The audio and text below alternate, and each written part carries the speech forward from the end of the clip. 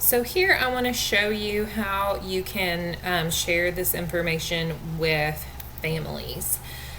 Before I showed you how you can take a snip of the class code and all that good stuff, and you can save it as a JPEG, you can share it however you prefer. But this is a great way to share with families here.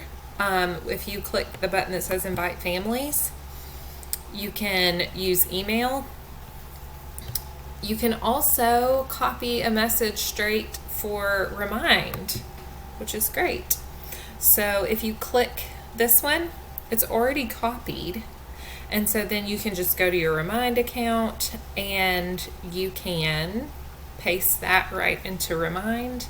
You can do this from your phone, whatever works for you. Again, if you are trying this and you get stuck, please just let me know and I will be happy to help you.